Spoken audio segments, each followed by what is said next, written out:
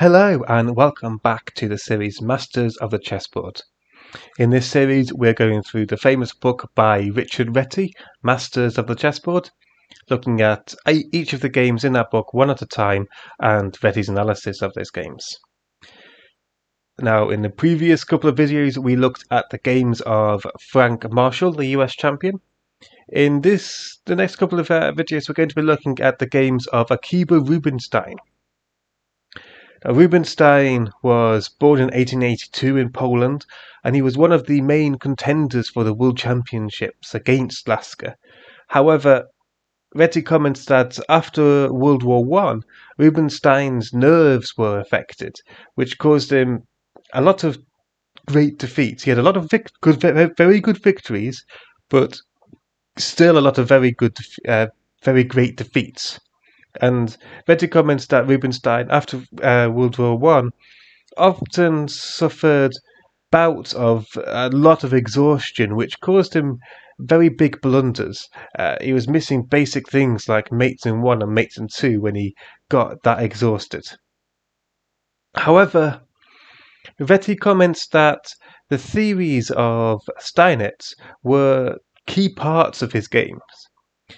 He comments that Steinitz's theories, although they were made by Steinitz, weren't magnificently exemplified in Steinitz's games at times, because obviously Steinitz was still perfecting and developing these theories as he was playing, and they were developed after his games as well. However, Reti comments that Rubinstein managed to get as much from these theories as possible, and often demonstrated Steinitz's teaching ability brilliantly. Now in this game, we see Rubinstein with the black pieces, and his opponent is Frank Marshall with the white pieces. So we're not quite finished with Frank Marshall yet, although he's no longer going to be the focus of our games. Now here, Marshall started with d4, with d5, and now bishop to f4. And Marshall is planning to play e3, c3, knight f3, bishop d3, knight b to d2, basically what's known these days as the London system. Now Reti comments that this was played quite a bit at the time, but it doesn't really offer white much advantage, because bishop f4 and move 2 is sort of violating a few principles, and white isn't really fighting for the centre. And it's sort of reflected in today's play. The London system, it's not a bad opening, but it's not an ambitious opening either. It's very solid, very safe, it's a perfect opening, but it's not ambitious. You're not trying to fight for the centre, fight for an advantage from move 1. Now, Reti also comments that bishop f4, because the plan is to play e3, c3, bishop f4 is putting the bishop outside of the pawn chain.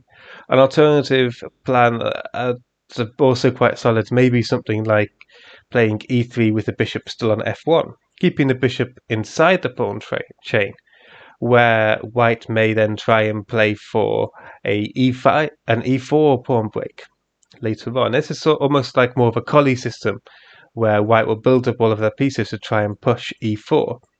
And Reti comments that black will sometimes be at risk of breaking in the centre a bit too soon themselves in those systems. They might play c5 or e5 a bit too early, because white's play may appear a bit passive.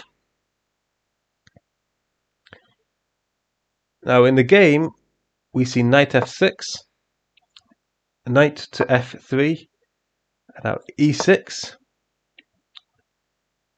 e3, and now c5. We see this sort of setup all the time today still. You very often play c5 against d4 pawn pushes. You can even probably get away with c5. Even here, you could potentially get away with c5. But we see c5 here, gaining space. c3, going for the classic London pawn structure. And now we see knight to c6. Now a key theme in the London is to play queen to b6, essentially threatening a bit more on this pawn, and also threatening to take on b2. It's a bit of an awkward move to meet. However, after queen to b3, we're a bit stuck here, because after c4, queen to c2, then we haven't really got many good responses currently. So queen b6 is a bit premature. Instead, we see knight to c6. And the reason is, after bishop to d3, now queen b6 is a lot stronger because of this bishop on d3. Because now if we have queen b3, c4 comes with a fork. So we have to have queen takes queen, a takes b6, and after the bishop retreats, black has got the advantage. They've got double pawns. However, after b5, b4, white's pawn structure is going to be very likely worse than black's, and black is the one who's going to have the open file.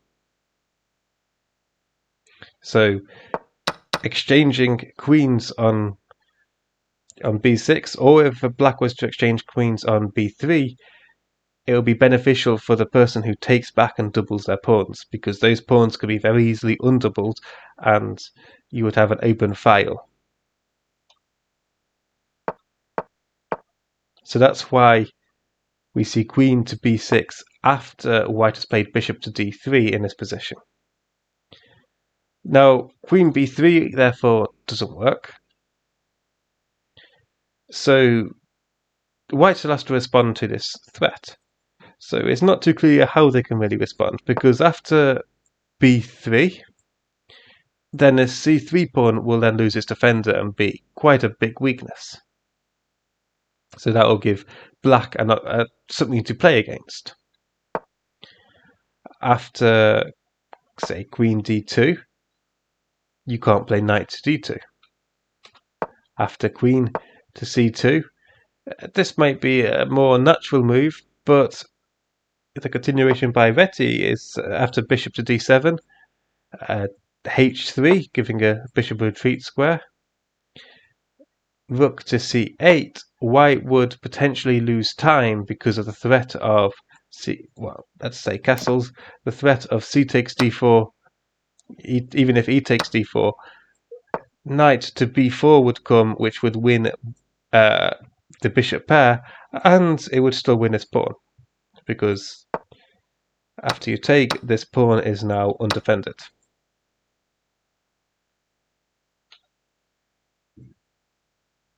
So queen c2 will lose time because of this knight to b4 idea after bishop d7 and rook c8.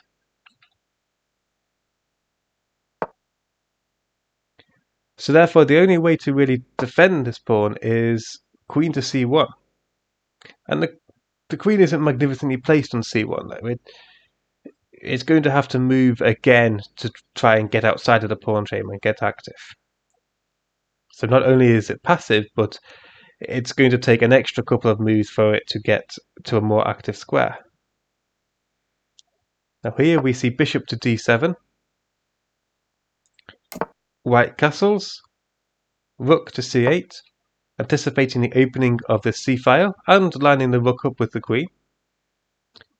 Knight b to d2, bishop b7, and now here white has got almost the ideal London setup. You sometimes see h3, just because you don't particularly white doesn't normally want to exchange this bishop for a knight, so they can retreat it. But this is the sort of classical London setup. The knights on f3 and d2, the bishops on f4 and d3, the pawns on c3, e3 and d4. It's a typical London setup. Now here we see rook to b1. White wants to move the queen, so they defend the pawn to free up the queen to allow the queen to move without losing this pawn. So here we see black castling, queen to d1. The rook's obviously defended the pawn, and now the queen is able to potentially slide across. You see rook f to d8, knight to e5, a very typical manoeuvre you might see in the London system. And the main reason as well is it gives the queen a way to get into the game. Now here we see knight takes e5, d takes e5, knight to e8. So everything's sort of forced so far. Queen h5 comes next. And now Rubinstein replies with f5. Now, here you could potentially take on passant. Knight takes f6, let's say queen e2, and things are still fairly equal. There's nothing particularly wrong with this position. However, in this position, f5 could potentially be seen as a little bit of a weakening move, which is likely why white didn't take on passant. However, in this position, black is threatening to play bishop to b5, which would skewer the bishop and the rook. So it would force an exchange of light square bishops. And this is a key theme we're going to see in this game. So we see that black's light square bishop, is really quite bad. All of the pawns are on light squares apart from this one. And this one could potentially be pushed to a light square very easily. So exchanging light square bishops is going to be good for black, whereas this is actually white's good bishop. All of the pawns in the center are on dark squares, so this is white's good bishop. So this is why Rubinstein is very keen to play bishop to b5 to try and get these two bishops exchanged. And moving this light square bishop would leave white with limited active pieces, which would make it very difficult for white to have an effective attack. And because of this, white played rook to e1. Because after bishop b5, which is what we see in the game anyway, white is free to move the bishop without losing the rook, which was on f1. So now we see bishop to c2, avoiding the exchange of bishops. Queen to a6, attacking the pawn. Rook to a1. And you can sort of see just how many tempo white has had to use just to defend these pawns without creating any big weaknesses. The position is still it's fairly equal. The computer evaluates it as 0-0-0. So it's very likely still equal because it's a fairly close position still. So white can afford to spend a few extra tempos moving the queen to here and then to here and the rook to here and to here. But you can see how these tempos they're going to benefit black if anybody. Now here we see bishop to d3. So Rubinstein is still after an exchange of bishops. And this is actually an important point which I didn't mention. This rook to a1, it covers a2, but it also means that white isn't forced to exchange bishops after bishop to d3. Because obviously if you decline, you lose the exchange. So this rook to a1 move also means that after bishop to d3, white can try and keep the bishop on the board. So we see bishop to d3, and now bishop to d1. And honestly, I think the computer is saying that white should have just taken this bishop. I think white's sort of spending too many tempos moving this bishop about, and actually, is this bishop, yes, it's maybe white's good bishop, but is it really that good? Arguably, black's bishop is better than this bishop currently. Now here we see queen to b6, attacking this pawn again. And now white has no good way to defend the pawn. Obviously, rook b1 isn't an option anymore. And after b3, queen a5 could come attacking this pawn, which loses its defender. So white plays knight to b3, hoping to try and gain a bit more control over d4. However, Rubinstein already has a very big advantage. Rubinstein has quite dominant control over the centre,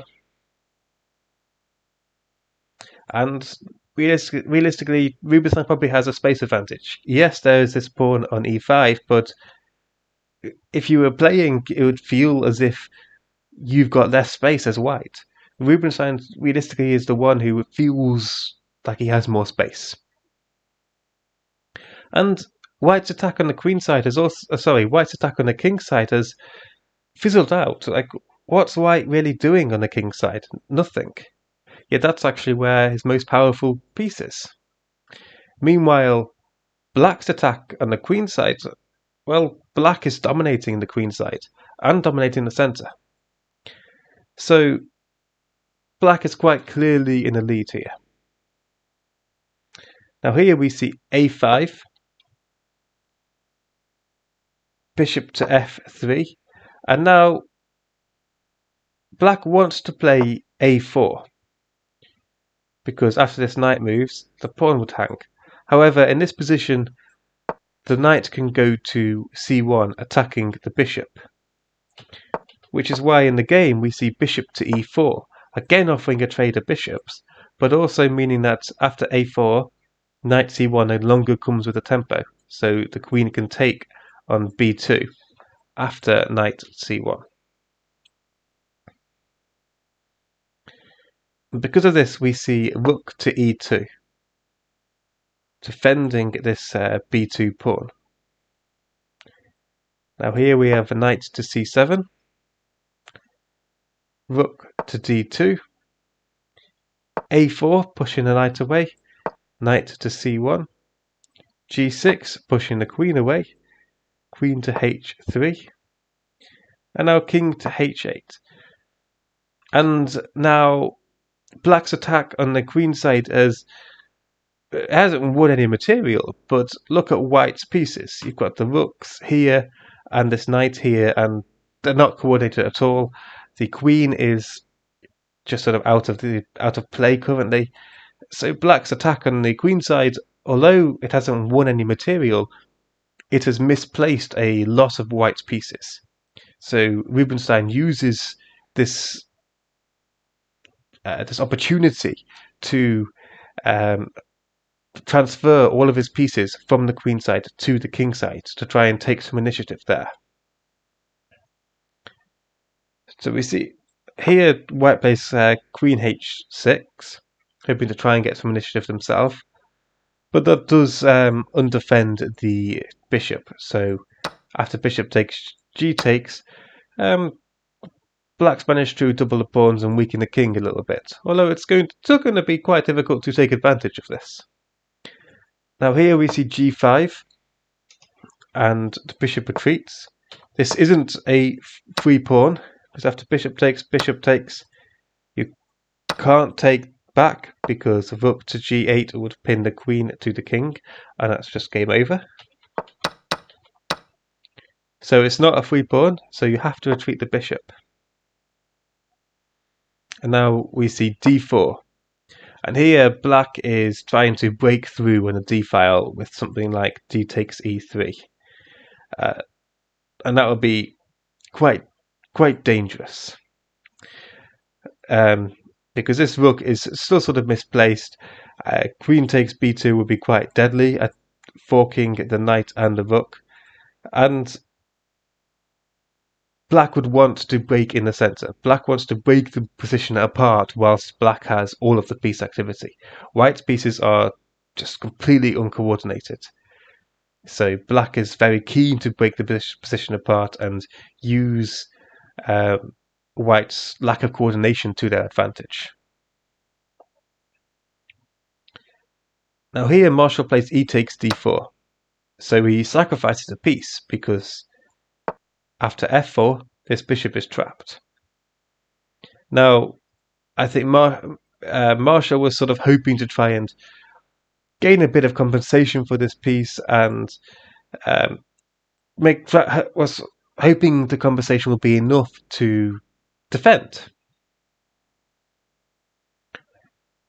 Now here we see knight to e2, and it's worth noting trying to get a couple of pawns for the piece doesn't work, because after g takes f4, queen takes f4, bishop to g5 would come, skewering the queen and the rook, and obviously you still can't take because of that pin. So we see f4 now. So we see knight to e2, f takes g3, sorry, h takes g3, and now queen to c6, attacking this weakened pawn. We see queen to h5, defending the pawn, rook to f8, attacking the pawn again, and king g2, defending the pawn, and now queen e8. So black is up a piece for 2 pawns, so naturally trading queens is going to benefit black. So Marshall declines the queen trade and plays queen to g4. We see queen g6, rook to h1, bringing the rook over to the king side. And now we see c4. So with the c4 move, black pins this pawn in place, and any b3 pushes aren't really going to work because there's now 2 attackers of this b3 square. So what this c4 move does, by pinning this c3 pawn in place, is it gives this knight the beautiful d4 square. The knight's ready to jump their next move. Now here we see queen to e4, attacking this pawn and also offering a queen trade. Rubinstein plays king to g7, sacrificing the b7 pawn. So Marshall takes. He doesn't really want to trade queens, because after king takes, the king's now still fairly active, and black is still a piece up for 2 pawns. This is going to be quite an easy ending for black to win. So he's not going to take the queen, he's going to take the pawn. It's an extra pawn, right? Except after knight to d5, defending the bishop and centralizing a knight, where's this queen going? The queen is now cut off. The queen is stuck on the queen side, whilst all the action is occurring over here on the king side. And that's the reason Rubinstein sacrificed this b7 pawn, because it cuts white's most powerful piece, their best attacker and best defender, off from the king side, which is where the attack is going to take place. Now here we see g4, obviously trying to avoid any potential g4 by black, but this runs into rook takes f3. It's quite a beautiful sacrifice. This was a very well respected sacrifice for a very long time.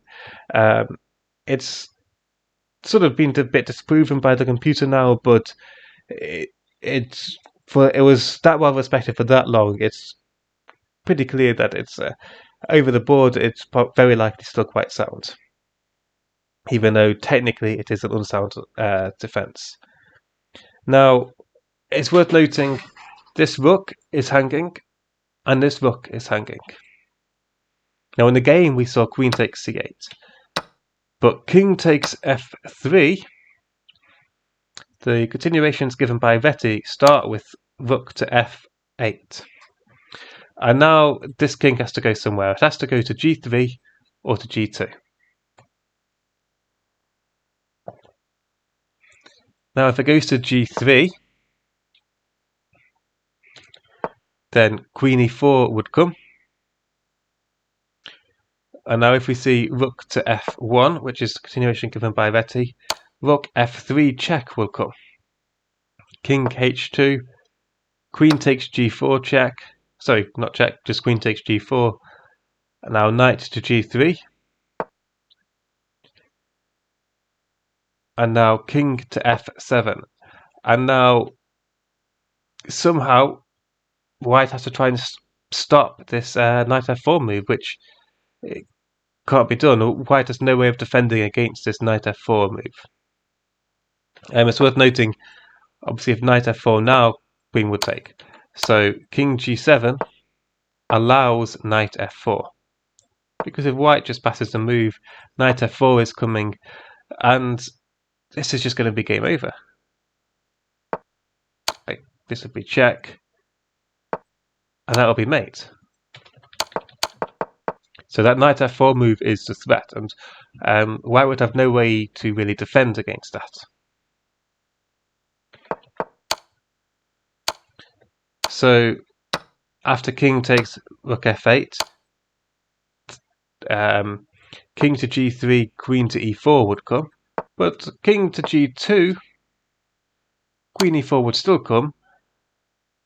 Now king to g1. So we've sort of looked at what would happen after something like king g3.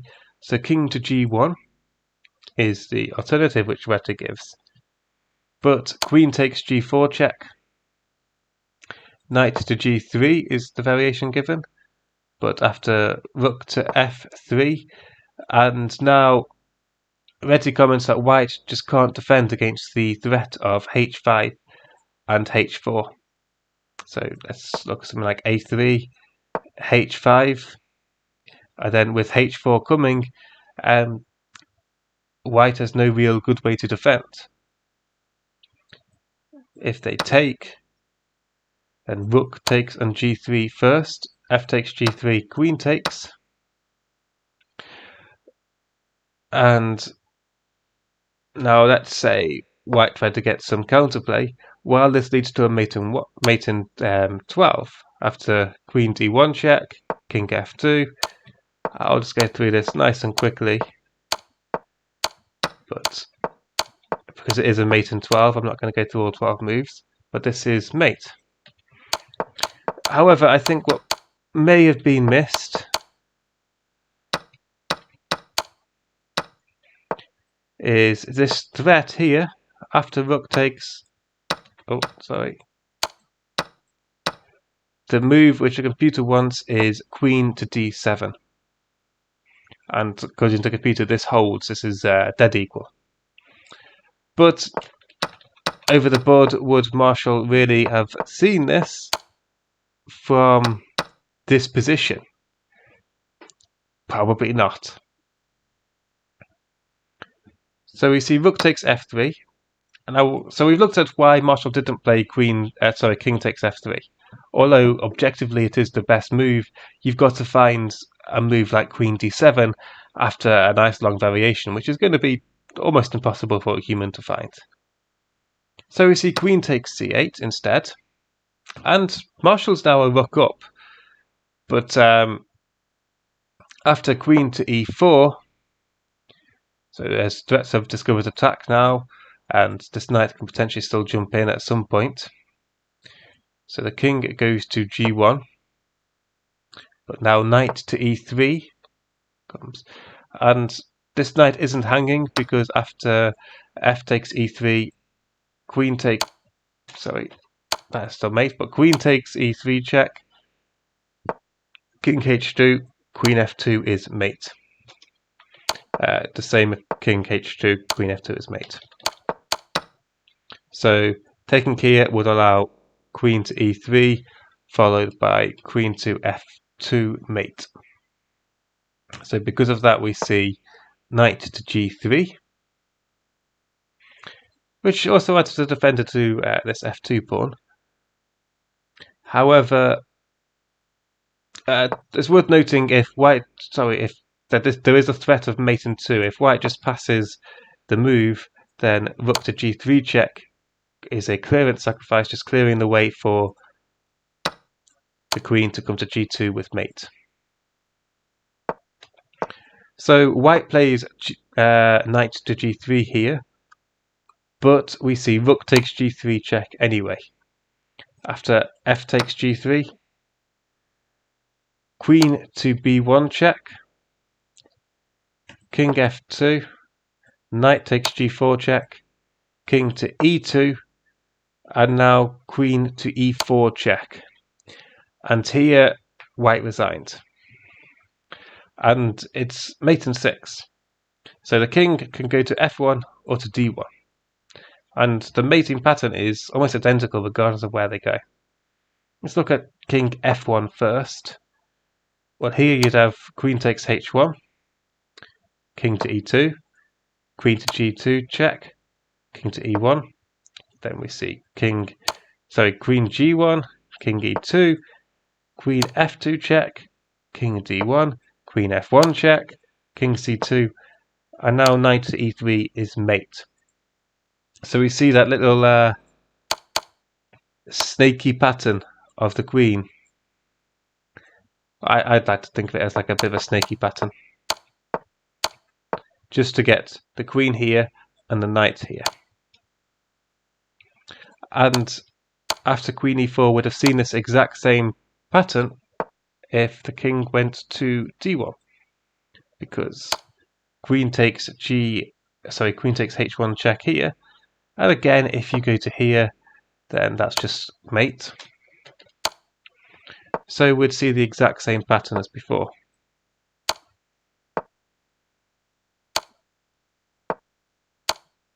Boom, boom, and that's mate.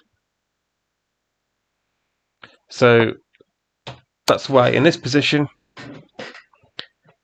Marshall resigned. And so that's the first game of Akiba Rubinstein, and he beaten Frank Marshall, who we've just finished looking at. And you can sort of see how Stanitz's theories were sort of played out, how Rubinstein was keen to try and exchange off his bad bishop, how he secured the square for the knight on d5, and how he was keen to try and get like open files and things for his rooks early on with that queen b6 move, and also how he was made white just basically lose some tempos just so he can get some more activity. He just sort of misplaced all of white's pieces. It's a very nice play by Rubinstein. I quite liked it. It's one of the first games I've seen of Rubinstein, actually. But there we have it. If you liked this video, please do like, comment and subscribe. And I hope to see you next time for another Rubinstein video. Thank you for watching.